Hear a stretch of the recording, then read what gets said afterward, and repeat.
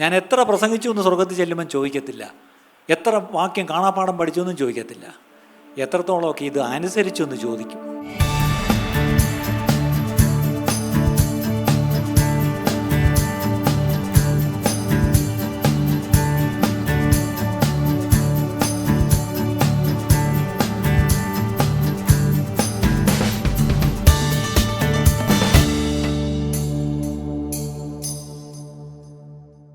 നമ്മൾ ചെയ്യുന്നത്, what we do depends on what we believe.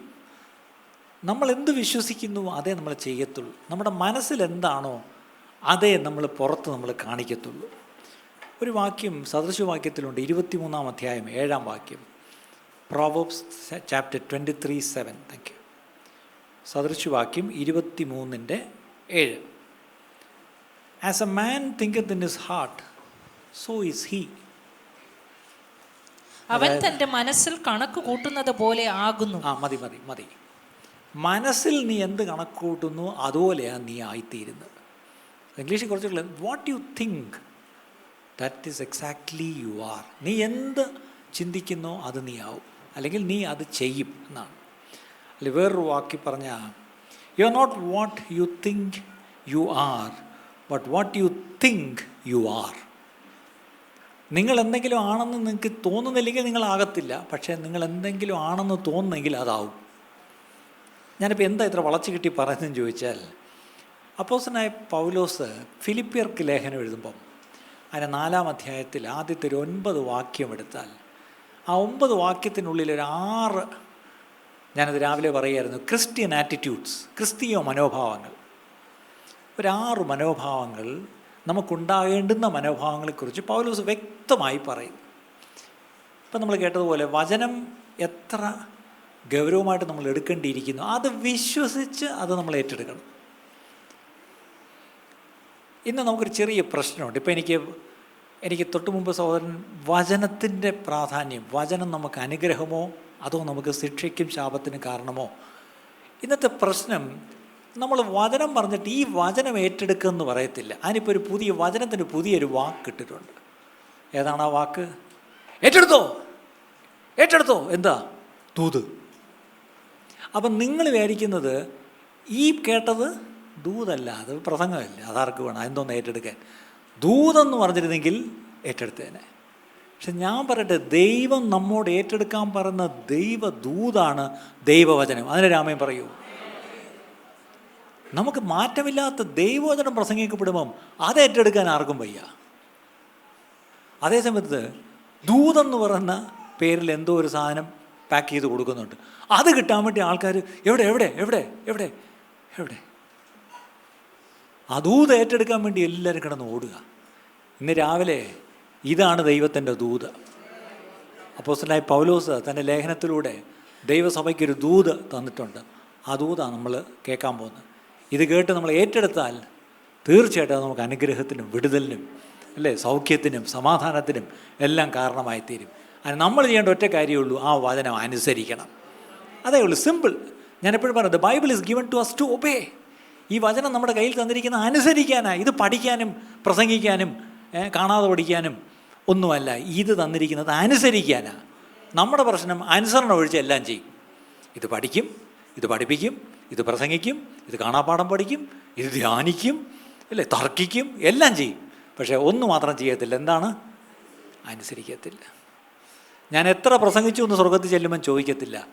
എത്ര വാക്യം കാണാപ്പാഠം പഠിച്ചു എന്നും ചോദിക്കത്തില്ല. എത്രത്തോളമൊക്കെ ഇത് അനുസരിച്ചു എന്ന് ചോദിക്കും. അതനുസരിച്ചായിരിക്കും. ഇത് വെച്ചാണ് അവിടെ ഒരു വിധി നടപ്പാക്കുന്നതെന്ന് കൂടെ ഓർക്കണം.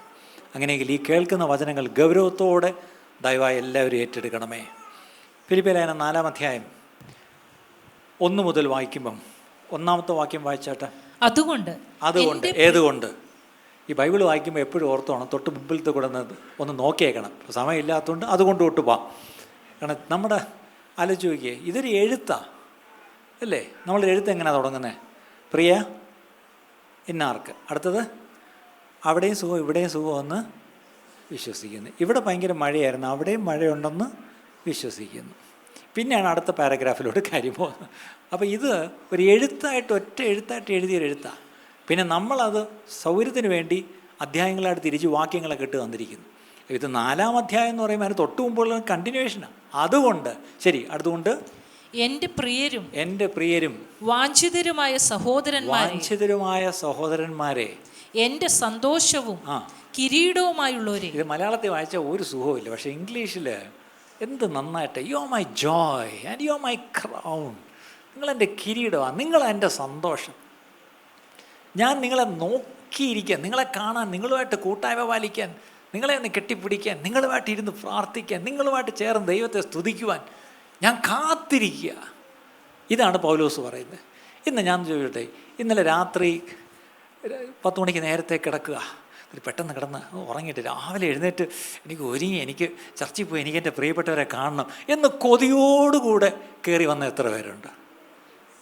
രാത്രി 2-3 തൊട്ട് ഉണർന്നപ്പോൾ മണി എത്ര 3 മണി ആയതേ ഉള്ളൂ. നേരം വെളുത്തിരുന്നെങ്കിൽ എനിക്ക് 10:30 പോയി എൻ്റെ പ്രിയപ്പെട്ടവരുമായിട്ടുള്ള കൂട്ടായ്മയ്ക്ക് വേണ്ടി ഇങ്ങനെ നോക്കിയിരുന്ന് വന്ന എത്ര പേരുണ്ട്? പണ്ടൊരിക്കൽ ചെറുപ്പക്കാരൻ രാവിലെ ഒരു വ്യക്തി എഴുന്നേക്കത്തില്ല.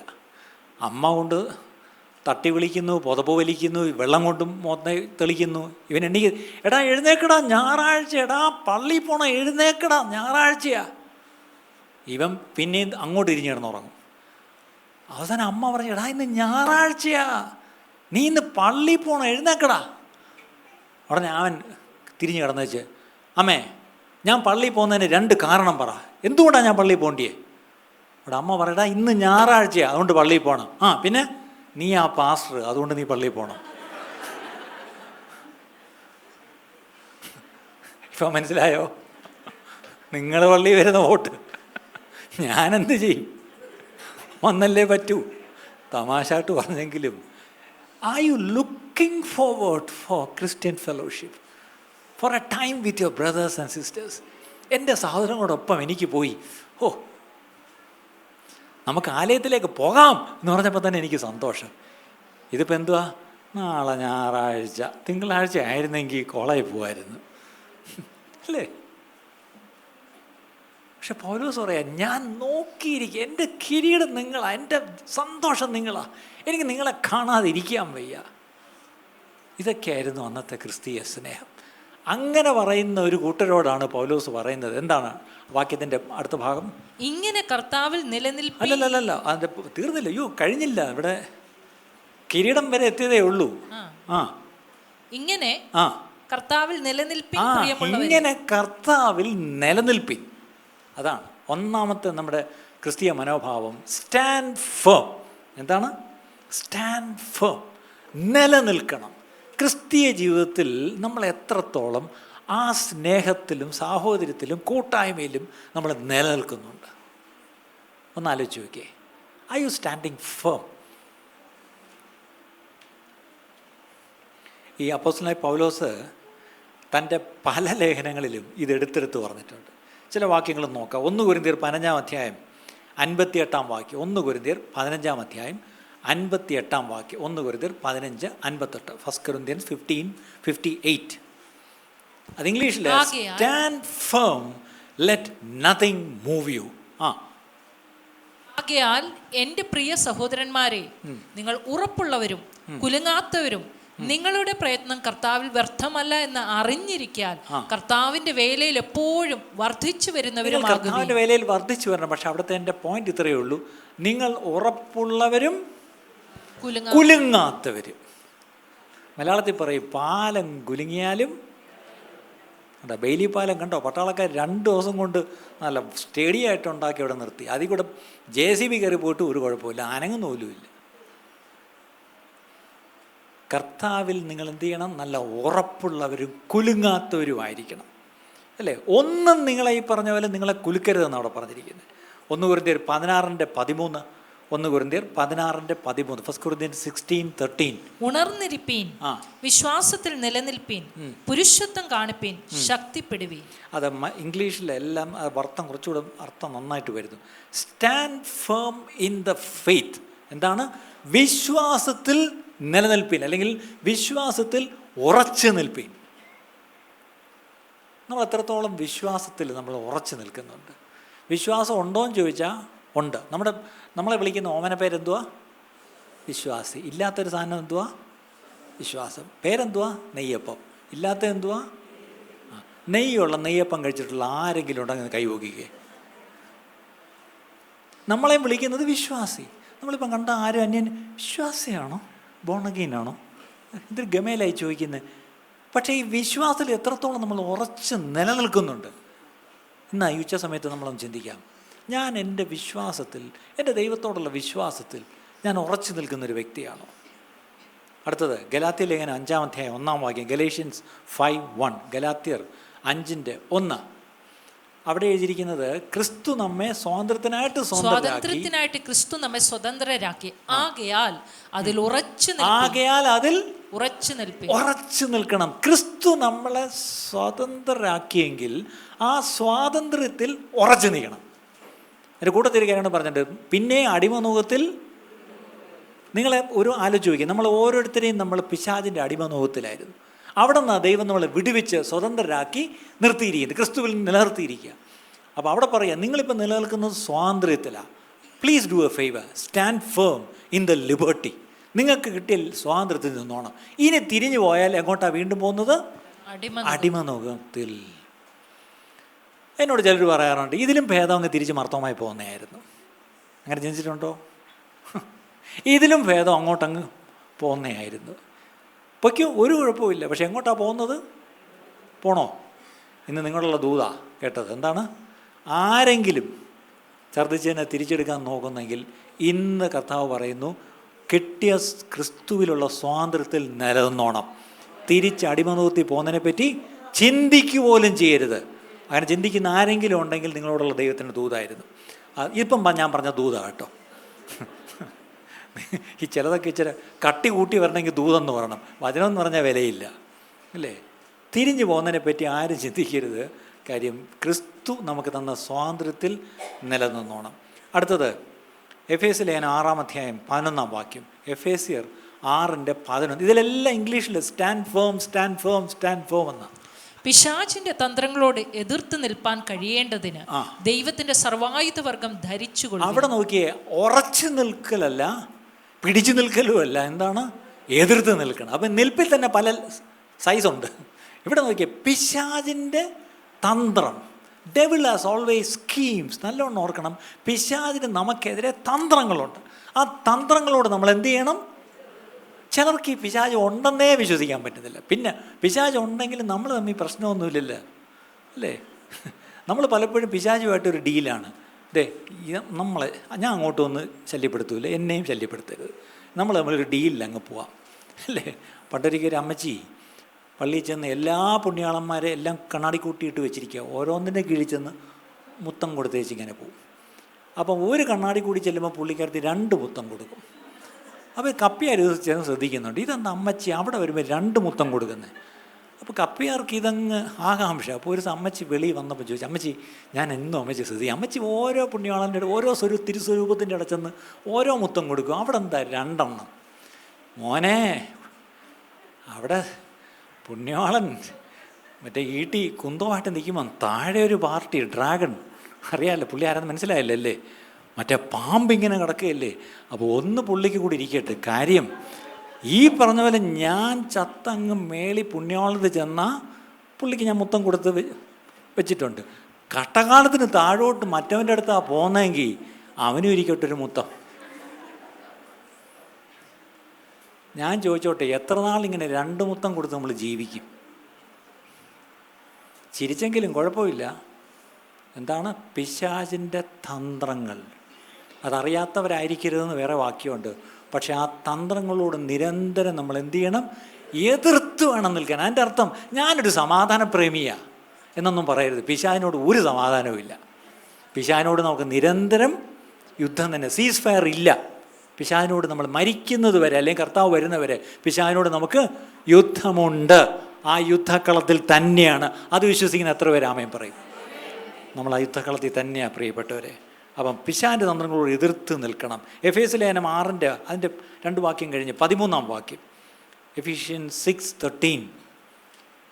അതുകൊണ്ട് നിങ്ങൾ ദുർദിവസത്തിൽ എതിർപ്പാനും സകലവും സമാപിച്ചിട്ട് ഉറച്ചു നിൽപ്പാൻ. സകലവും സമാപിച്ചിട്ട് ഉറച്ചു നിൽപ്പാൻ. ആ പദം ശ്രദ്ധിക്കണം. Having done everything to stand. ഈ ചിലപ്പോൾ നമ്മളിങ്ങോട്ടൊന്ന് പിശാചിനോടൊക്കെ എതിർത്ത് വലിയ യുദ്ധമൊക്കെ ചെയ്ത് എല്ലാം സമാപിച്ച് സമാധാനം, പക്ഷെ അത് കഴിഞ്ഞപ്പോൾ ആളിനെ കാണാനില്ല. എന്തു പറ്റി? എല്ലാം സമാപിച്ചിട്ട് ആളവിടെ കാണണമെന്ന് അല്ലേ? Having done all to stand. അവിടെ നിൽക്കണം, സകലവും സമാപിച്ചിട്ട് അവിടെ കാണണം.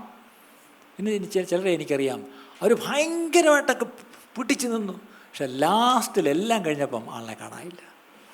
അവസാന നിമിഷം വീണുപോയിട്ടുള്ളവരുണ്ട്.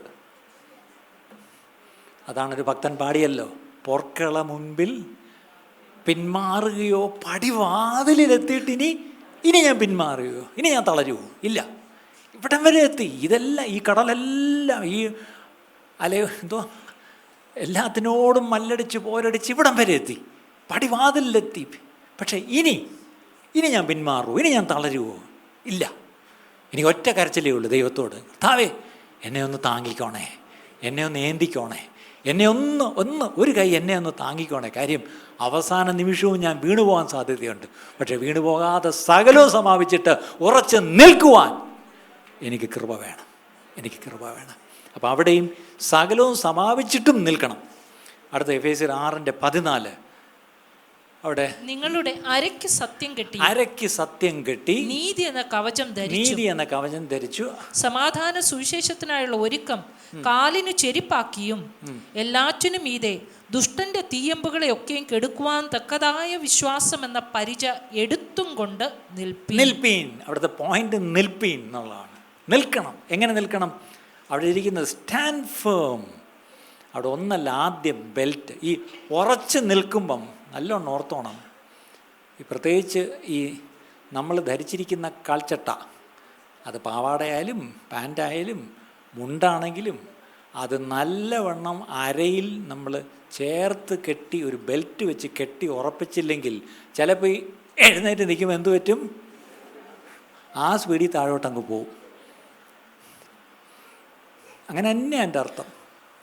സത്യം ജീവിതത്തിലില്ലെങ്കിൽ you will be exposed at the very least. നമ്മൾ ഒട്ടും പ്രതീക്ഷിക്കാത്ത സന്ദർഭത്തിൽ നമ്മളെ ദൈവം അങ്ങ് അനാവൃതമാക്കും അല്ലേ? എല്ലാവരുടെ മുമ്പിൽ ലജ്ജിക്കുന്ന അവസ്ഥ വരും. അങ്ങനെ വരാതിരിക്കണമെങ്കിൽ നമ്മുടെ ജീവിതത്തിൽ സത്യം അരക്കി കെട്ടിക്കോണം. അപ്പം സത്യം കെട്ടിയിട്ട് വേണം നിൽക്കാൻ. സത്യമില്ലാതെ നിൽക്കരുത്. എവിടെയെങ്കിലും സത്യമില്ലാത്തൊരവസ്ഥ നമ്മുടെ ജീവിതത്തിലുണ്ടെങ്കിൽ ഇന്ന് ദൈവത്തിൻ്റെ അടുത്ത ദൂത് വന്നിരിക്കുന്നു അല്ലേ? നല്ലവണ്ണം മുറുക്കി കെട്ടിക്കോണം. എന്നാലേ നമുക്ക് ധൈര്യമായിട്ട് എഴുന്നേറ്റ് നിൽക്കാൻ നമുക്ക് പറ്റത്തുള്ളൂ. അടുത്തത് ഫിലിപ്പിയ ലേഖനം 1:27 ഫിലിപ്പിയൻസ് 1:27.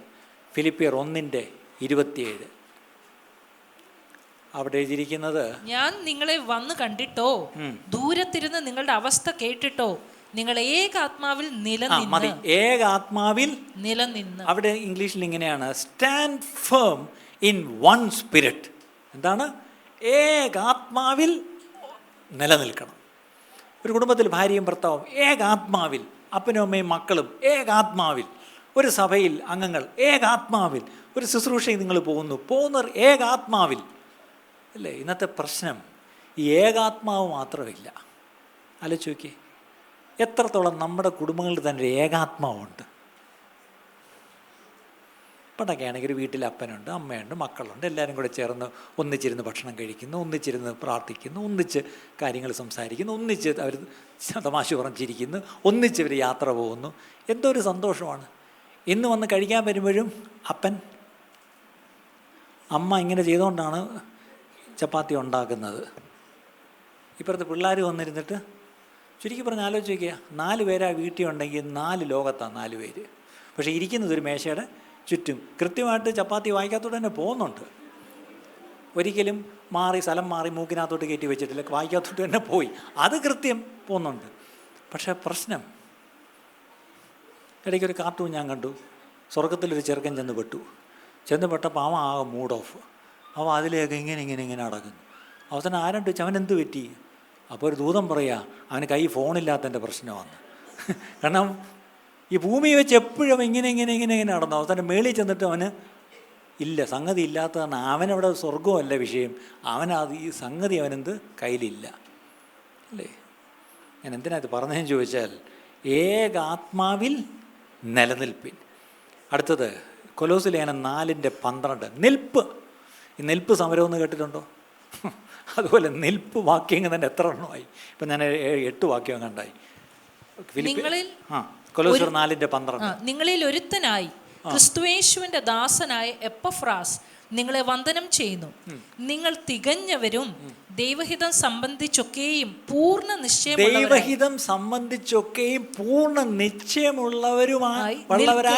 നിൽക്കേണ്ടതിന്. അപ്പൊ നിങ്ങൾ എങ്ങനെ ഇരിക്കണം? Stand firm in all the will of God. നിങ്ങളെക്കുറിച്ചുള്ള ദൈവഹിതം എന്താണെന്ന് അറിയാമോ? നിങ്ങളെക്കുറിച്ചുള്ള ദൈവഹിതം എന്താ? ദിവസങ്ങൾ ഞാൻ ചിന്തിക്കുന്നൊരു കാര്യം, കർത്താവ് എന്നെക്കുറിച്ചുള്ള ദൈവഹിതം എന്താ? ഈ ദൈവഹിതം പലപ്പോഴായിട്ട് വചനത്തിലൂടെ പലയിടത്തുണ്ട്. ദൈവഹിതം നമ്മൾ ഓരോരുത്തരെക്കുറിച്ചുള്ള ജനറലി ഉള്ളത്. പക്ഷേ സ്പെസിഫിക്കലി നമ്മൾ ഓരോരുത്തരെക്കുറിച്ച് ദൈവഹിതമൊക്കെ നിങ്ങൾ ഒരുപക്ഷെ കേട്ടിട്ടുണ്ടായിരിക്കും. പക്ഷെ എൻ്റെ ചോദ്യം, ആ ദൈവഹിതത്തിലാണോ ഇന്ന് നിങ്ങൾ നിൽക്കുന്നത്?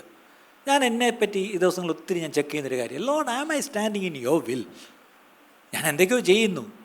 ആൾക്കാർ നോക്കുമ്പോൾ ഇയാൾ വലിയ തിരക്കാണ്. എന്നോട് ഇപ്പോൾ ഓരോരുത്തരൊക്കെ ഫോൺ ചെയ്യുമ്പോൾ ഒരു 2 മിനിറ്റ് സംസാരിക്കാനുണ്ടോ? ഞാൻ തോന്നുന്നു പ്രധാനമന്ത്രിയാ. ഞാനല്ല, ഈ മനുഷ്യരൊക്കെ എന്താ ചിന്തിക്കുന്നേ?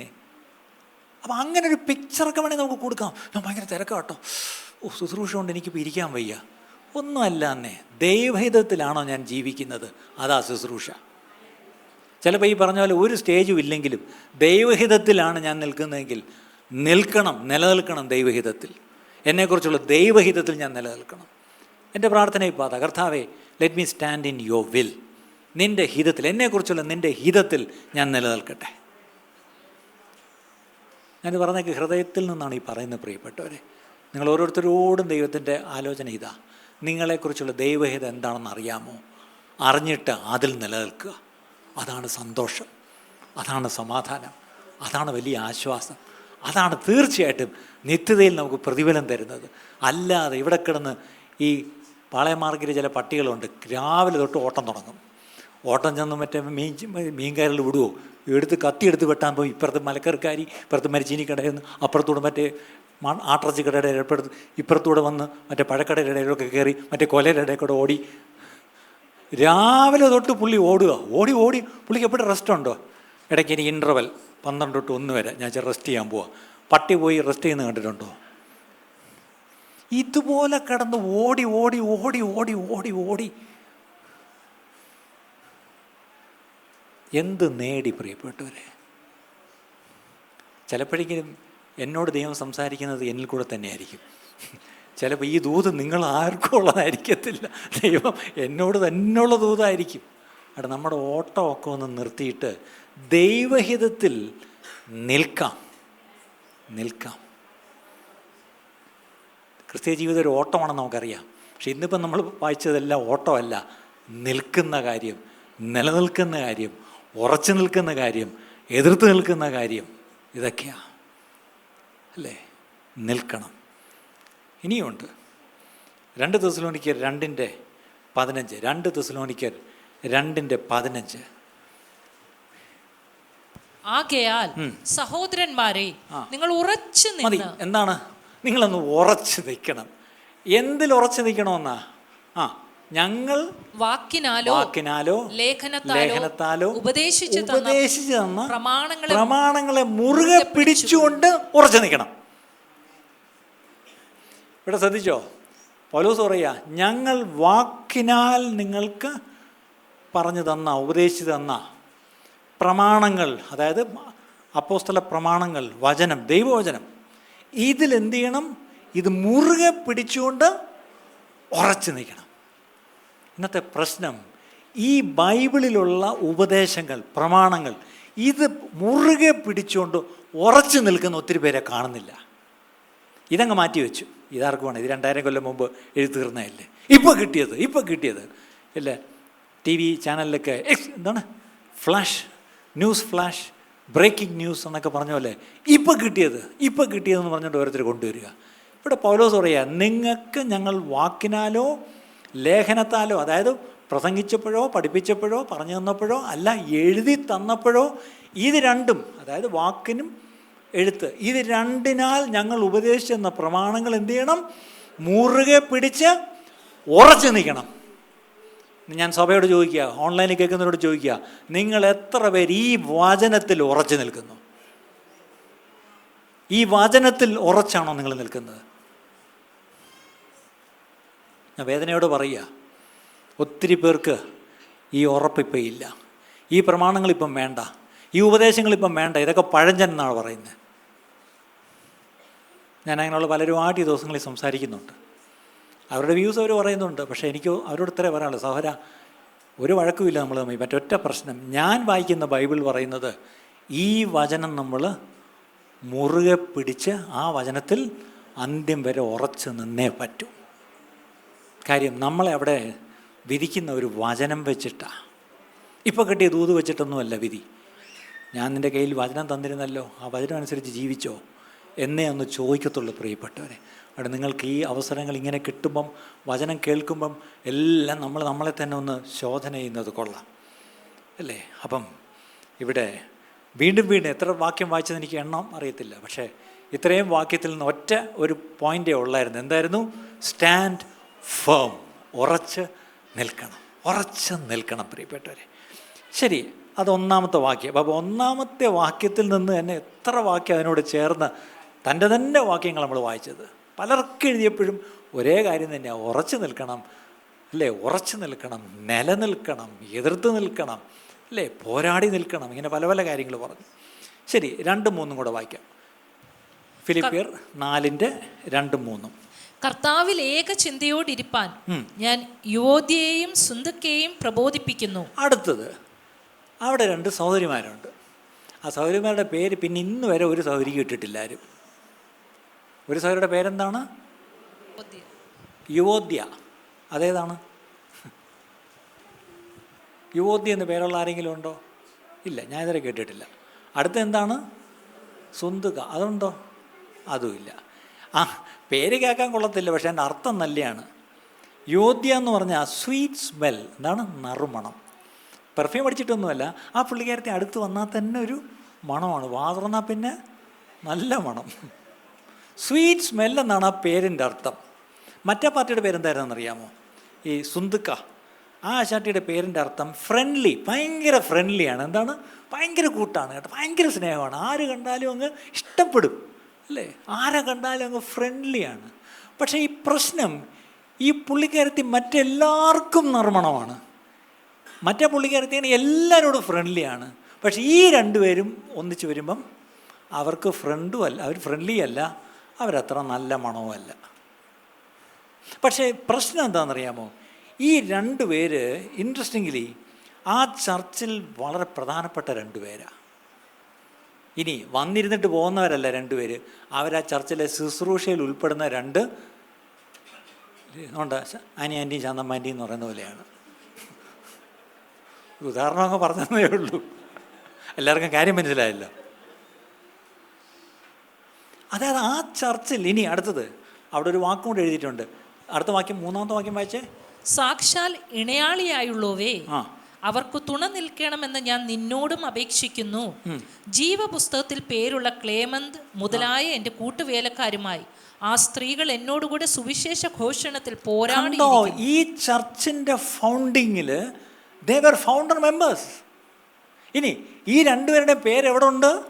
മ്യൂസിയം പോലീസ് സ്റ്റേഷനിലല്ല. എവിടെയാണ്? ജീവപുസ്തകത്തിൽ. അതിൻ്റെ അർത്ഥം ഇവർ പാവികളൊന്നുമല്ല, ഇവരുടെ പേരൊക്കെ എഴുതി സ്വർഗത്തിൽ തന്നെ അവർ പോകുന്നത്. പക്ഷെ ഒറ്റ പ്രശ്നമേ ഉള്ളൂ, ഇവിടെ വെച്ച് ഇവർ 2 പേരും തമ്മിൽ ചേരത്തില്ല. നോക്കണേ പൗലോസിൻ്റെ ഒരു ഗതികേട്. കൂടെ കൊണ്ടു നടക്കുന്ന 2 സഹോദരിമാരാ, പക്ഷേ ഇവർ തമ്മിലൊരു പ്രശ്നം. അപ്പോൾ പൗലോസ് ഈ 2നോടും പറയാം, ഒരു ഉപകാരം ചെയ്തേക്കണം. എന്താണ് അവിടെ പൗലോസ് കൊടുക്കുന്ന ഒരു ഉപദേശം? ഇത്രയേ ഉള്ളൂ. എന്താണ്?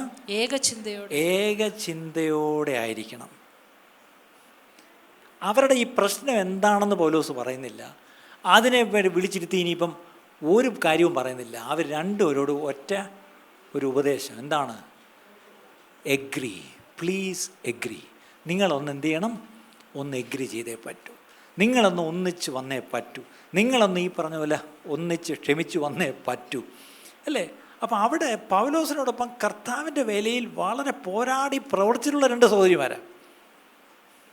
പക്ഷെ ഒന്ന് ഓർത്തോണം, അവർ രണ്ടുപേർക്കും ചിലപ്പം അവരുടേതായിട്ടുള്ള വ്യൂസ് ഉണ്ടായിരുന്നിരിക്കും. കാര്യങ്ങൾ എങ്ങനെ സഭയിൽ നടക്കണമെന്നോ അല്ലെങ്കിൽ ശുശ്രൂഷ എങ്ങനെ ആയിരിക്കണമെന്നോ ഒക്കെ എന്തോ ഒരു കാര്യത്തിൽ ഇവർ തമ്മിൽ എപ്പോഴും ഒരു തെറ്റുണ്ടായിരുന്നു. അതുകൊണ്ടാണ് പൗലോസിന് പറയേണ്ടി വന്നത് എന്താണ്, ഒരു വരം ചെയ്യുമ്പോൾ നിങ്ങൾ രണ്ടുപേരും ഒന്നിച്ചു വന്നേ പറ്റൂ. അപ്പോൾ ആലോചിച്ച് നോക്കിയേ, പുതിയ നിയമസഭയാണ്. അവർ രണ്ടുപേരും രക്ഷിക്കപ്പെട്ടവർ, രണ്ടുപേരും സ്നാനപ്പെട്ടവർ, രണ്ടുപേരും അഭിഷേകം പ്രാപിച്ച അന്യഭാഷയിൽ ഒരാൾ കടുവ് പൊട്ടിക്കുന്ന പോലാണെങ്കിൽ വേറൊരാൾ പപ്പടം കാച്ചുന്ന പോലായിരിക്കും. പക്ഷെ പ്രശ്നം ഇത്രയേ ഉള്ളൂ, ഇവർക്ക് വേറെ ഒരു പ്രശ്നമില്ല. ഇവർ രണ്ടുപേരും വരുമ്പോൾ മാത്രമേ ഉള്ളൂ പ്രശ്നം. ഇനി ഒരു സത്യം പറയാം.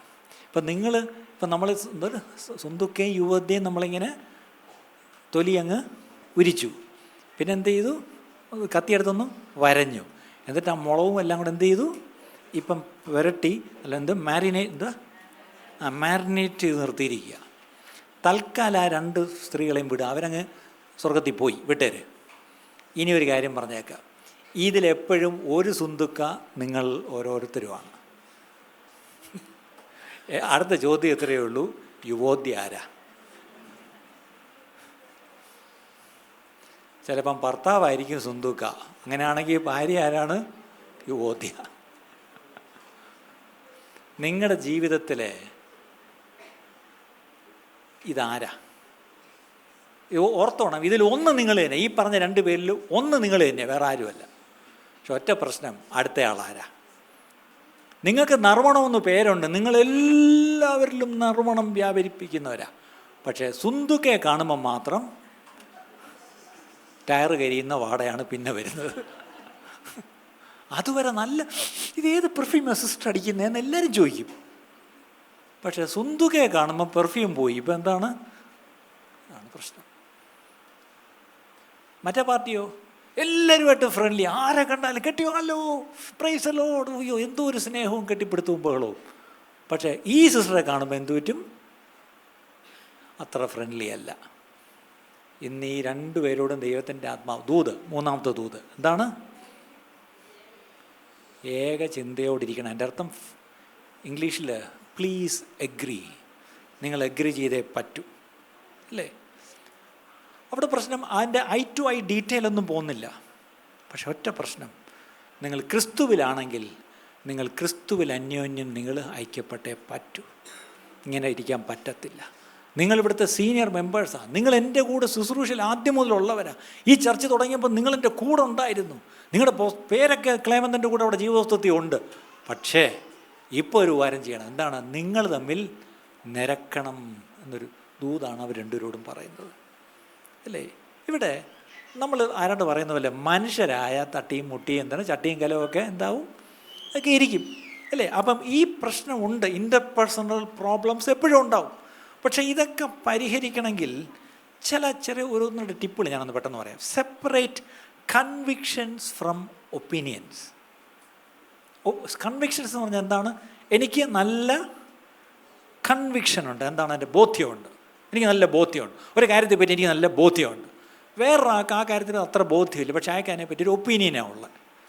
ചിലപ്പം അയാൾക്ക് നല്ല കൺവിക്ഷനുള്ള കാര്യം എനിക്ക് അതിനെപ്പറ്റി ഒരു ഒപ്പീനിയനുണ്ട്. ദയവേത് നിങ്ങളുടെ ബോധ്യം നിങ്ങൾ വെച്ചേക്കുക. നിങ്ങൾക്ക് അതിനെപ്പറ്റി ഒരു അഭിപ്രായമാണ്, അതും വെച്ചേക്കുക. നിങ്ങളുടെ അഭിപ്രായം ഇങ്ങോട്ട് കൊണ്ട് അടിച്ച് ഏൽപ്പിക്കരുത്. നിങ്ങളുടെ ബോധ്യങ്ങൾ അതുപോലെ അയാൾക്ക് ബോധ്യപ്പെടണമെന്ന് വാശി പിടിക്കേണ്ട. നിങ്ങളുടെ ബോധ്യം നിങ്ങൾക്കിരിക്കട്ടെ. സ്തോത്രം. ആലോചിച്ച് നോക്കിയേ, ഒരു ചർച്ച എങ്ങനെ പോകണമെന്നുള്ള കൺവിക്ഷൻ ഉണ്ടെന്നാണ് നിങ്ങൾ എന്നെപ്പറ്റി വിചാരിക്കുന്നത്. എനിക്ക് ഭയങ്കര കൺവിക്ഷനാണ്. സഭയെപ്പറ്റി ഏറ്റവും കൂടുതൽ ക്ലാസ് പുറത്തു പോയി എടുക്കുന്ന ആളാണ് ഞാൻ. പക്ഷേ പ്രശ്നം, ഞാൻ ഭയങ്കര കൺവിക്ഷൻ എനിക്കുണ്ട്, പക്ഷെ ആ കൺവിക്ഷൻ പോലെയാണോ സഭ പോകുന്നത്? ആലോചിച്ച് ഇനി ഒരു ശുശ്രൂഷയെക്കുറിച്ച് എനിക്ക് എൻ്റേതായിട്ടുള്ള ഒപ്പീനിയൻസ് ഉണ്ട്, അഭിപ്രായങ്ങളുണ്ട്. ആ അഭിപ്രായങ്ങളെല്ലാം ഇവിടെ കൊണ്ട് നടപ്പാക്കാൻ പറ്റുമോ? പറ്റത്തില്ല. നിങ്ങൾ ഓരോരുത്തർക്കും ഒപ്പീനിയൻസ് ഉണ്ട്, പക്ഷെ അതെല്ലാം കൊണ്ട് നമുക്ക് ഒന്നിച്ച് നടപ്പാക്കാൻ പറ്റും? പറ്റത്തില്ല. അവിടെയാണ് ഞാൻ പറയുന്നത്, separate your convictions from opinions. രണ്ടായിട്ട് കാണണം. അതെൻ്റെ ബോധ്യമാണ്, അത് നിങ്ങളുടെ അഭിപ്രായമാണ്, അത് നിങ്ങളുടെ ബോധ്യമായിരിക്കും. പക്ഷേ എനിക്ക് ആ വിഷയത്തിൽ എൻ്റെ അഭിപ്രായം ഇതാ. പക്ഷേ ഇത് രണ്ടും കൂടെ കൊണ്ട് അന്യോന്യം അടിച്ചേൽപ്പിക്കാൻ ശ്രമിക്കരുത്. Keep it separate. അടുത്തത് അതിൻ്റെ കൂടെ പോകേണ്ടൊരു കാര്യം, be willing to ask forgiveness. എന്താണ്? ക്ഷമ ചോദിക്കാൻ മനസ്സുള്ളവരായിരിക്കുക. അല്ലേ? ഞാൻ പറഞ്ഞത് ശരിയായിരിക്കും, എൻ്റെ ബോധ്യം ശരിയാണ്, പക്ഷേ എൻ്റെ ബോധ്യം ഞാൻ അടിച്ചേൽപ്പിക്കാൻ ശ്രമിച്ചപ്പം അയാൾക്കത് നൊന്തു, അല്ലെങ്കിൽ അവർക്കത് വേദനയായി, വിഷമമായിപ്പോയി. ഒന്നും മിണ്ടിയില്ല, പക്ഷേ മുഖം കണ്ടാൽ അറിയാം വേദനിച്ചു. വേദനിപ്പിച്ചതിന് ഞാൻ പോയി എന്ത് ചെയ്യണം? ക്ഷമ ചോദിക്കണം. അപ്പോഴും പറയാം, ആ വിഷയത്തിൽ സഹോദരി എൻ്റെ ബോധ്യം എനിക്ക് അങ്ങനെ തന്നെയാണ്, പക്ഷേ ഞാനത് അടിച്ചേൽപ്പിക്കാൻ ശ്രമിച്ചപ്പം, അല്ലെങ്കിൽ നിങ്ങളുടെ അഭിപ്രായം പറഞ്ഞപ്പോൾ ഞാൻ എന്ത് ചെയ്തു? ഞാനതിനെ കണ്ണിച്ച രീതി, അല്ലെങ്കിൽ ഞാൻ ചിലപ്പം കളിയാക്കി അങ്ങ് വിടും, അല്ലെങ്കിൽ ഞാൻ അതിനെ കേൾക്കാത്ത വേണ്ടി ഇൻഡിഫറൻ്റ് ആയിട്ട് അങ്ങ് നടന്നു പോകും. അതൊക്കെ ഭയങ്കര ഇൻസൾട്ടാണ് മറ്റേ ആൾക്ക്. അങ്ങനെ ചെയ്തെങ്കിൽ നമ്മൾ പോയി ക്ഷമ ചോദിക്കാൻ തയ്യാറുള്ളവരായിരിക്കണം. കാര്യം മനസ്സിലാവുന്നുണ്ടോ? ഞാനിപ്പോൾ ഹീബ്രു അല്ലല്ലോ പറയുന്നതല്ലേ, ഗ്രീക്കാണോ? അല്ല. അരാമ്യ ഭാഷ ഞാൻ പഠിച്ചിട്ടുമില്ല. ഇപ്പം ഞാൻ പറയുന്നത് പച്ച മലയാളത്തിലാണ്, അല്ലേ? ക്ഷമ ചോദിക്കാൻ മനസ്സുള്ളവരായിരിക്കുക. അടുത്തത്, look for opportunities to show kindness in small ways. ചെറിയ രീതിയിലെങ്കിലും എന്തെങ്കിലുമൊക്കെ ഒരു കരുണ കാണിക്കാനുള്ള അവസരങ്ങൾ നോക്കിയിരിക്കുക. ഇപ്പം നിങ്ങളിപ്പോൾ ഇവിടെ ചിന്തിക്കുക, ശരിയാണ്, എനിക്കിതൊക്കെ പറഞ്ഞാലും പ്രശ്നമുണ്ട് ഇയാൾ ഇന്നാരുമായിട്ട്. ഇത് കഴിയുമ്പോൾ ഞാൻ ചെന്നിട്ട് നമുക്ക് ഇന്ന് ഇവിടുന്ന് കഴിക്കണ്ട, നമുക്ക് നേരെ പാരഗണി പോയി, ഇന്ന് എൻ്റെ ചിലവ്, നമുക്ക് പോയി കഴിക്കാം എന്ന് പറഞ്ഞാൽ ഞാൻ കൊണ്ടുപോയി വലിയ കാര്യത്തിൽ പോയി ചിലവ് നടത്താമെന്നൊന്നും വിചാരിക്കണ്ട. അങ്ങോട്ട് ഇറങ്ങിപ്പോകുമ്പോൾ ആ കഥ ഒന്ന് തുറന്നു പിടിച്ചിട്ട് ഇറങ്ങിയിട്ട് കഥ ഉടയ്ക്കാം. ഒരു കഥ തുറന്നു പിടിക്കുന്ന ഒരു സ്മോൾ വേയിലൊരു കാര്യമാണ്. പക്ഷേ ഒരു ചെറിയ രീതിയിലെങ്കിലും ചില നന്മകൾ, ചില നല്ല പ്രവൃത്തികൾ ചെയ്ത് തുടങ്ങാൻ പ്രിയപ്പെട്ടവർ. അതിലേറ്റവും നല്ലതെന്താണെന്നറിയാമോ? In a small way can you speak lovingly. ഒന്ന് സ്നേഹത്തിൽ ഒന്ന് സംസാരിച്ച് നോക്കിയേ, സ്നേഹത്തിൽ പറയുന്നൊന്ന് ശ്രദ്ധിച്ച് കേട്ടു നോക്കിയേ. സ്നേഹത്തിൽ നിങ്ങളുടെ ഒരു ബോഡി ലാംഗ്വേജ് മതി, അതൊരു ചെറിയൊരു കാര്യമായിരിക്കും, പക്ഷേ that may count a lot, അല്ലേ? കാരണം ഓൾറെഡി അവിടെ ഒരു ടെൻഷൻ ഉണ്ട്, അല്ലേ? പക്ഷേ അതൊന്ന് കുറച്ച് കൊണ്ടുവരാൻ ചെറിയ ചില പടികൾ എടുത്തു വെച്ച് നോക്ക്. അടുത്തത്, pray for the success of the other person.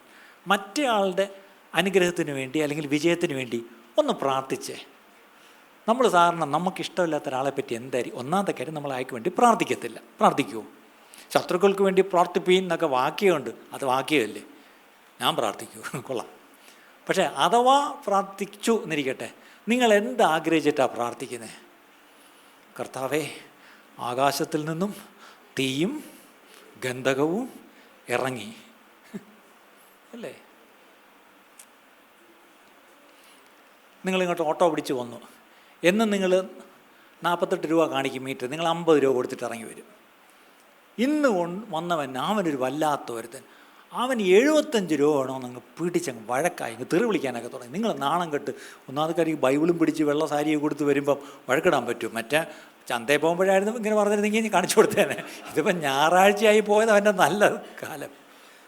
75 രൂപ ആണോ എന്ന് അവനങ്ങ് പിടിച്ചു. നിങ്ങളൊരു 50 രൂപയോട് കൂടി 10 രൂപ 60 രൂപ കൊടുക്കാൻ നോക്കി, ഇല്ല, അവൻ വിടത്തില്ല. അവൻ 60 രൂപ തിരിച്ചെടുത്ത് എറിഞ്ഞിട്ട് 75 രൂപയും വേണം. നിങ്ങൾ എന്തൊക്കെ പറഞ്ഞിട്ടും കേൾക്കുന്നില്ല. അവസാനം എല്ലാവരൊക്കെ ശ്രദ്ധിക്കുന്നുണ്ടപ്പോഴത്തേക്കും നിങ്ങൾ എന്ത് ചെയ്തു?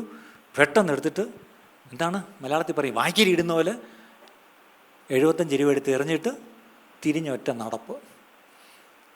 നടന്നിങ്ങ് മോളിൽ വന്നപ്പോഴാണ് വേറൊരാൾ, നിങ്ങൾ കണ്ട തൊട്ടിപ്പം അങ്ങോട്ട് ഓട്ടോറിക്ഷ ഒരു ലോറി ഇടിച്ച്, അയ്യോ, ഏത് മറ്റേ ആദ്യം തന്നെ.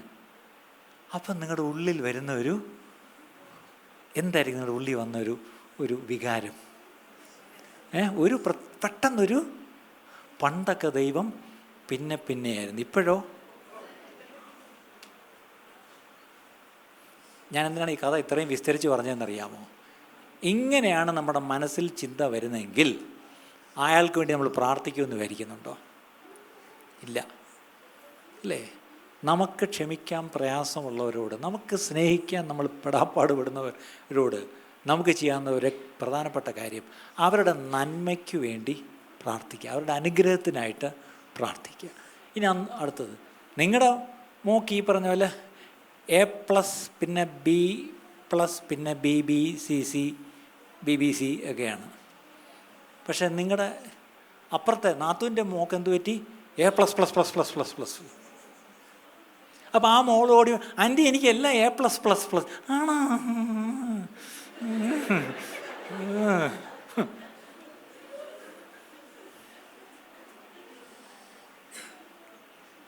എല്ലാവർക്കും എല്ലാം മനസ്സിലാവുന്നുണ്ട്. ഒന്നിനും വ്യാഖ്യാനം വേണ്ട. വ്യാഖ്യാനം ഇല്ലാഞ്ഞാൽ അവിടെ മിണ്ടായിരിക്കട്ടെ എന്ന് പറഞ്ഞു. ഇന്ന് ഒരു വ്യാഖ്യാനം ഇവിടെ വേണ്ട. ഇവിടെ ദൂത് എല്ലാവർക്കും മനസ്സിലാവുന്നുണ്ട്. ഇത് ഏറ്റെടുത്താൽ മാത്രം മതി. അടുത്തത്, ask God to remove bitterness from your heart. ദൈവത്തോട് പറയും, കർത്താവേ, എത്രയൊക്കെ ഞാൻ വിചാരിച്ചിട്ട്, എത്രയൊക്കെ ഞാൻ ശ്രമിച്ചിട്ടും എനിക്ക് ആ കയ്പ് പോകുന്നില്ലപ്പ, എനിക്കത് മറക്കാൻ പറ്റുന്നില്ല. അന്ന് എന്നോട് അങ്ങനെ ചെയ്തത്, അല്ലെങ്കിൽ അന്ന് ഞാൻ അപമാനിക്കപ്പെട്ട, അല്ലെങ്കിൽ അതെൻ്റെ ഉള്ളിൽ നിന്ന് പോകുന്നില്ലപ്പ. പക്ഷേ നമ്മൾ ചെയ്യാവുന്ന ഒറ്റ കാര്യം, ദൈവത്തോട് പ്രാർത്ഥിക്കുക, കർത്താവ് എന്നെ ഒന്ന് സഹായിക്കണമേ. അല്ലേ, ഒരിക്കലും ഒരു മനുഷ്യൻ ദൈവത്തോട് പറഞ്ഞൊരു കാര്യമുണ്ട്, എൻ്റെ അവിശ്വാസം എന്നോട് ക്ഷമിച്ച് എനിക്ക് വിശ്വാസം തരണമേ അപ്പ. അതുപോലെ എൻ്റെ ഉള്ളിലെ കയ്പൊന്ന് മാറ്റിത്തരണമേ അപ്പ എന്ന് ദൈവത്തോടൊന്ന് ക്ഷമ ചോദിക്കാം. എൻ്റെ കൂട്ടത്തിൽ ഒരു കാര്യം കൂടെ ചെയ്യാം. You can always ask a friend, a trusted friend, to hold you accountable in this area. നിങ്ങൾക്ക് ഒരാളുമായിട്ട് പ്രശ്നമുണ്ട്, നിങ്ങൾ ആ വിഷയം ഡീൽ ചെയ്യാൻ വേണ്ടി ഒത്തിരി ആളായിട്ട് ശ്രമിക്കുന്നു, പ്രാർത്ഥിച്ചു നോക്കുന്നു, ചെന്ന് ക്ഷമ ചോദിച്ചു, പക്ഷേ അതൊന്നുകൂടെ വഷളായി. അപ്പോൾ ഒരു മൂന്നാമതായിട്ട് നിങ്ങൾക്ക് വിശ്വസിക്കാവുന്ന ഒരാളിനെ ഒന്നും വേണ്ടിയിട്ട്, എനിക്ക് ഇന്നാളുമായിട്ടൊരു പ്രശ്നമുണ്ട്, ഞാനത് കുറച്ചാളുടെ ഡീൽ ചെയ്യുക, ഞാൻ പോയി ഒന്ന് ശ്രമിച്ചു, പക്ഷേ അത് തിരിച്ചടിച്ചു, ഇപ്പോഴും ഞാൻ അടുത്ത് എന്ത് ചെയ്യണമെന്ന് ഞാൻ ആലോചിച്ച് പ്രാർത്ഥിച്ചുകൊണ്ടിരിക്കുക, എൻ്റെ കൂടെ ഒന്ന് നിൽക്കാമോ? അപ്പോൾ എന്നോടൊന്ന് ചോദിക്കണം എന്തായെന്ന്, അടുത്ത ആഴ്ച വരുമ്പോൾ ചോദിക്കണം. ഞാൻ ഈ ആഴ്ച പ്രാർത്ഥിച്ചുകൊണ്ട് ഞാനൊരു ഉപവസിക്കാൻ പോവാം, എന്നിട്ട് ഞാൻ ആ വീട്ടിൽ പോകാൻ പോവാം. ഓക്കെ, ഞാനൊരു സമ്മാനവും മേടിച്ചുകൊണ്ട് ആ വീട്ടിൽ പോകാൻ പോവാം. അങ്ങനെ പറഞ്ഞ് ഒരാളെ കൂടെ ഒന്ന് അക്കൗണ്ടബിളാക്കുക ആ വിഷയത്തിൽ. അങ്ങനെ ഉണ്ടെങ്കിൽ അത് നല്ലതാണ്. പണ്ടാണെങ്കിൽ കത്തോലിക്കർക്ക് പറഞ്ഞാൽ അച്ഛനടുത്ത് പോയി കുമ്പസരിക്കാം, നമുക്കിവിടെ ആരോട് കുമ്പസരിക്കാം? പാസ്റ്ററുടെ തങ്ങൾ വന്ന് കുമ്പസരിക്കാൻ പറ്റും ഇന്നത്തെ കാലത്ത്, അല്ലേ? ആലോചിച്ച് നോക്കിയേ. പക്ഷേ you can always trust a Christian brother or sister. സൗകര്യമാരും നിങ്ങൾ better find a sister, brothers better find a brother, so that you can hold accountable. അല്ലേ, എനിക്കിങ്ങനൊരു വിഷയമുണ്ട്, ആ കാര്യത്തിൽ ഞാൻ നിങ്ങളുമായിട്ട് എന്താണ് സംഭവിക്കുന്നത് ഞാനൊന്ന് റിപ്പോർട്ട് ചെയ്തുകൊണ്ടിരിക്കുക, എന്നോട് ചോദിക്കണം, എന്നെ ഒന്ന് തിരുത്തണം, എനിക്ക് വേണ്ടി പ്രാർത്ഥിക്കുകയും ചെയ്യണം എന്നൊന്ന് പറയുന്നത് തെറ്റില്ല പ്രിയപ്പെട്ടവരെ. അല്ലേ, ഇതൊക്കെ പ്രാക്ടിക്കൽ വേസ് ആണ്. These are practical ways of solving the problem. ഇനി ഞാനിന്ന് ആലോചിക്കായിരുന്നു, ഈ സുന്ദുക്കയും മറ്റേ പാർട്ടി യുവോദ്യ, പേര് പഠിച്ച് രണ്ടെണ്ണം. ഓക്കെ, ഇവരിവിടെ വെച്ച് ഇത് എഗ്രി ചെയ്യാൻ പറ്റിയില്ലെങ്കിൽ മോളിൽ ചെല്ലുമ്പോൾ ഒരു ചെറിയ പ്രശ്നമുണ്ട്. അവിടെ ഈ മറ്റേ ക്വാർട്ടേഴ്സ് അനുവദിക്കുന്ന ദൂതനുണ്ട്. അവിടെ എൻ്റെ പിതാവിൻ്റെ നല്ല വാസസ്ഥലങ്ങളല്ലേ, അപ്പോൾ അതിൽ ചില ട്വിൻ ഷെയറിങ് വാസസ്ഥലമൊക്കെ കാണും. കാരണം ഇവർ രണ്ടുപേരും ചിലപ്പം, അല്ലേ, അവർ രണ്ടുപേരും കൂടെ ഒരിടത്തായിരിക്കും. ആ ദൂതൻ ചിലപ്പോൾ ഇതൊക്കെ കണ്ടുകൊണ്ടിരിക്കുകയില്ലേ, ഇനി വരട്ട് ഞാൻ പണി കൊടുക്കാം എന്ന് പറഞ്ഞിട്ട് ഇവർ രണ്ടുപേരെയും കൂടെ ഒരു കെട്ടറോണ് അലോട്ട് ചെയ്ത് കൊടുത്തെങ്കിൽ ആലോചിച്ച് നോക്കും, പിന്നെ നിത്യത രണ്ടും കൂടെ. അതുകൊണ്ട് ഇവിടെ വെച്ചൊക്കെ നിരക്കുന്നതാണ് നല്ലത്, മോളിൽ പോയി പണി കിട്ടും. അതുകൊണ്ട് ഇവിടെ വെച്ച് നിരക്കേണ്ടവരോട് നിരന്ന്, ക്ഷമിക്കേണ്ടവരോട് ക്ഷമിച്ച്, സ്നേഹിക്കേണ്ടവരെ സ്നേഹിച്ച് ഇവിടെ വെച്ച് ഒന്ന് നിരപ്പ് പ്രാപിക്കുന്നത് നല്ലതാണ്. ഇല്ലെങ്കിൽ അവിടെ ചെന്നവനെ നിത്യത എന്ത് ചെയ്യണം? ഇയാളുടെ മോന്ത കണ്ടുകൊണ്ടിരിക്കേണ്ടി വരും. അന്ന് നർമ്മണവും ഫ്രണ്ട്ലി എന്നും പറഞ്ഞിട്ട് കാര്യമില്ല, അല്ലേ? സ്വർഗത്തിൽ ചെല്ലുന്നുള്ള ഉറപ്പാണ്, ദിവസത്തിൽ പേരുണ്ട്. പക്ഷേ ഇവിടെ വെച്ച് നിരക്കേണ്ടത് ഇവിടെ വെച്ച് തന്നെ നിരക്കണം പ്രിയപ്പെട്ടവരെ. എൻ്റെ കൂട്ടത്തിൽ ഞാൻ എൻ്റെ വാക്ക് നിർത്തുക. 6 കാര്യം പറയാൻ തുടങ്ങി, 2 പറഞ്ഞുള്ളൂ, ബാക്കി കർത്താവ് അനുവദിക്കുമ്പോൾ പറയാം. ഓക്കെ, ഒരു മനുഷ്യൻ പറഞ്ഞൊരു കാര്യം, ഈ 6 റൂൾസ് ഫോർ ഹെൽത്തി റിലേഷൻഷിപ്പ്, നല്ല ആരോഗ്യകരമായ ബന്ധങ്ങൾ പരിപാലിച്ചു കൊണ്ടുപോകാനുള്ള ഒരു 6 നിയമങ്ങൾ. ഓക്കെ, കുറിക്കേണ്ടവർ കുറിച്ചോ. Agree more, argue less. എന്താണ്? യോജിക്കാവുന്ന കാര്യത്തിൽ അധികം യോജിക്കുക, പക്ഷേ തർക്കിക്കാവുന്ന കാര്യങ്ങൾ കുറയ്ക്കുക. ഭാര്യ എന്തായാലും ചോറും കറിയൊക്കെ ഉണ്ടാക്കി തന്നു, കൊള്ളാം, എങ്ങനെയുണ്ട്? കൊള്ളാം. അതിനിടയ്ക്ക് ഉപ്പ് കുറഞ്ഞോന്നൊരു സംശയം, തീർന്നു. ഉടനെ അടുത്തൊരു ആർഗ്യുമെൻറ്റിലോട്ട് പോകും. അതിനേക്കാളും സത്യം പറഞ്ഞാൽ എന്ത് ചെയ്യണം?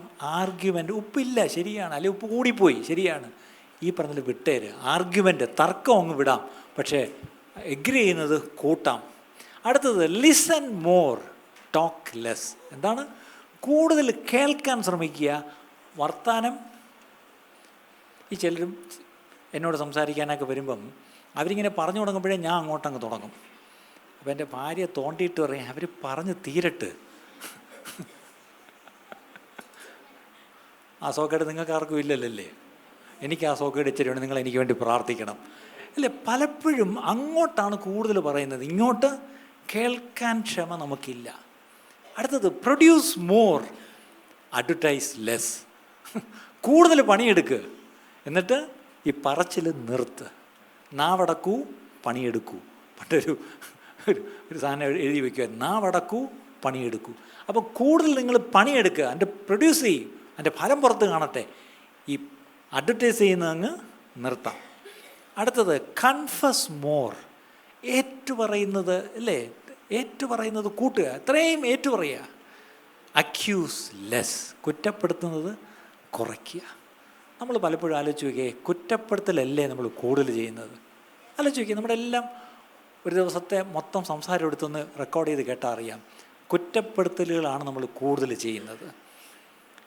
അടുത്തത് നിങ്ങൾക്ക് ഇഷ്ടപ്പെടും, ലാഫ് മോർ. എന്താണ്? അധികം ചിരിക്കുക. ഞാനിവിടെ ചിരി തെറാപ്പി പ്രൊമോട്ട് ചെയ്യുകയല്ല, ഇനി ആത്മാവിൽ ചിരി എന്നുള്ള പ്രതിഭാസത്തെയും ഞാൻ പറയുകയല്ല. ദയവ് ഇതൊന്നും വാ തുറന്ന് അല്ല, എന്താണ്, എങ്ങനെയാണ് വാ തുറന്നാണോ ചിരിക്കുന്നത്? അല്ലല്ല, എന്തുകൊണ്ടാണ് ചിരിക്കുന്ന പറഞ്ഞ പോലെ? ഓക്കെ, ചുണ്ടുകൊണ്ട എന്തുകൊണ്ടെങ്കിലും നിങ്ങളൊന്ന് ചിരി അല്ലേ? ചിരിക്കുക, അധികം ചിരിക്കുക. FRET less. ഫ്രെറ്റ് എന്ന് പറഞ്ഞാൽ എന്താണെന്നറിയാമോ? ഇപ്പം നിങ്ങളിരിക്കുന്നതല്ലോ, മോന്ത വീർപ്പിക്കുന്നതിനാണ് ഫ്രെറ്റ് എന്ന് പറയുന്നത്. അത് ചിരിക്കാൻ, ഈ ഡെൻറ്റിസ്റ്റുമാരോട് ഞാൻ ചോദിക്കുകയായിരുന്നു, ഈ ചിരിക്കുമ്പം അല്പം എത്രയോ നമ്പർ മസിൽസ് പ്രവർത്തിക്കുമ്പോഴാണ് ചിരിക്കുന്നത് അല്ല? It's only A curve. നമ്മുടെ മൊത്തത്തിലൊരു കർവിൽ വരുത്തുന്ന വ്യത്യാസം ആ മസിൽസ് ചലിപ്പിക്കുമ്പോൾ ചിരിക്കാം. പക്ഷേ ഈ മോന്ത ഇങ്ങനെ വലിച്ചു കെട്ടിയിരിക്കാൻ ഒത്തിരി മസിൽസ് പ്രവർത്തിക്കുമ്പോഴാണ് അത് അൺഹെൽത്തിയാണ് അല്ലേ? അപ്പോൾ ഈ മോന്ത ഇങ്ങനെ എന്താ പറയുക, മോന്ത വീർപ്പിച്ചാ, ഈ മോന്ത വീർപ്പിക്കാൻ ഒത്തിരി പാടുപെടും. നിങ്ങൾ എന്തിനാ ഈ മസിൽസിന് ഇങ്ങനെ വർക്ക് കൊടുത്ത് ഇങ്ങനെ മോന്ത വീർപ്പിച്ചിരിക്കുന്നത്? അത് വിട്ടിട്ട് അല്പം മസിൽസ് ഒന്ന് പ്രവർത്തിച്ചാൽ അത് ചിരിക്കാം. അപ്പോൾ നിങ്ങളിന്നോട്ട് എന്ത് തീരുമാനിക്കും? ചിരിക്കുമല്ലേ? ഇപ്പം നിങ്ങൾ സത്യം പറഞ്ഞ് നിങ്ങളെ ചിരിച്ച് കാണുമ്പോൾ എന്തോ ഒരു ഭംഗിയെന്നറിയാമോ? നിങ്ങൾക്ക് ഇത്രയും സൗന്ദര്യം ഉണ്ടെന്ന് നിങ്ങൾക്ക് പോലും തോന്നിയിട്ടില്ല. പക്ഷെ ചിരിക്കുമ്പോൾ കാണാൻ നല്ല ഭംഗിയുണ്ട്. അടുത്തത് ഗീവ് മോർ. എന്താണ്? അധികം കൊടുക്കുക. And receive less. അതിൻ്റെ അർത്ഥം ഇങ്ങോട്ട് കിട്ടിയില്ലെങ്കിലും സാരമില്ല, അങ്ങോട്ട് കൊടുത്തുകൊണ്ടിരിക്കുക. ഇതെല്ലാം പറയാൻ കൊള്ളാം, എനിക്ക് പഠിപ്പിക്കാനും പ്രസംഗിക്കാനും കൊള്ളാം, പക്ഷേ ഇത് പാലിക്കാനാണ് പ്രശ്നം. അത് എനിക്കും പ്രയാസമാണ്, നിങ്ങൾക്കും പ്രയാസമാണ്. പക്ഷേ പ്രയാസമല്ല എപ്പോഴാന്ന് ചോദിച്ചാൽ, കർത്താവിനോട് കൃപ ചോദിക്കുക. ഒരു നിമിഷം കണ്ണടയ്ക്കാം, ഒന്നോർക്കുക, കർത്താവെ അതിൽ പറഞ്ഞ ആ സുന്ദുക്ക ഞാനാണ്. അല്ലാതെ ഇവിടെ ഇരുന്നുകൊണ്ട് ഇപ്പം നിങ്ങൾ ചിന്തിക്കരുത്, ഇവിടെ ആരെപ്പറ്റി ആയിരിക്കും പാസ്റ്റർ പറഞ്ഞത്. നിങ്ങളിനി അതിൻ്റെ റിസർച്ച് നടത്തണ്ട, ആരെ പറ്റിയല്ല, നമ്മൾ ഓരോരുത്തരെയും പറ്റിയാണ്. ഓക്കെ, ഇതിലൊരു പാർട്ടി നമ്മൾ തന്നെയാണ്, അടുത്ത പാർട്ടി ഏതെന്ന് നിങ്ങൾക്കേ അറിയാവൂ. ഓക്കെ, ആ ആളുമായിട്ട് എഗ്രി യോജിച്ചു പോയേ പറ്റൂ. നമ്മൾ ദൈവമക്കളാണ്, യോജിച്ചു പോയേ പറ്റൂ. കുടുംബങ്ങളിൽ നമ്മൾ യോജിച്ചു പോയേ പറ്റൂ. സഭകളിൽ നമ്മൾ യോജിച്ചു പോയേ പറ്റൂ. ശുശ്രൂഷകൾ നമ്മൾ യോജിച്ചു പോയേ പറ്റൂ. ജോലിസ്ഥലത്ത് നമ്മൾ യോജിച്ചു പോയേ പറ്റൂ. നമ്മുടെ എല്ലാ ബന്ധങ്ങളിലും നമുക്ക് ദൈവം തന്നിരിക്കുന്ന ആ യോജിപ്പ് നമുക്ക് അതിനെന്ത് വില കൊടുത്തും മുന്നോട്ട് പോയേ പറ്റൂ. അതിനാണ് ദൈവം നമ്മളെ എല്ലാവരെയും സഹായിക്കുമാറാകട്ടെ. ഇന്ന് കേട്ട ഈ സന്ദേശം തീർച്ചയായിട്ടും നിങ്ങൾക്ക് അനുഗ്രഹമായിരുന്നു ഞങ്ങൾ വിശ്വസിക്കുന്നു. ഒരുപക്ഷെ നിങ്ങൾ ഇതുവരെയും ഈ ചാനൽ സബ്സ്ക്രൈബ് ചെയ്തിട്ടില്ല എങ്കിൽ ദയവായി ഇപ്പം തന്നെ ഒന്ന് സബ്സ്ക്രൈബ് ചെയ്യുക. ഈ സന്ദേശം മറ്റു ചിലർക്ക് കൂടി ഒന്ന് ഫോർവേഡ് ചെയ്ത് കൊടുക്കുക. നിങ്ങൾക്കിത് അനുഗ്രഹമായിരുന്നെങ്കിൽ തീർച്ചയായിട്ടും അത് മറ്റുള്ളവർക്കും ഒരു അനുഗ്രഹമായി തീരുവാൻ അത് കാരണമായി തീരും. God bless you.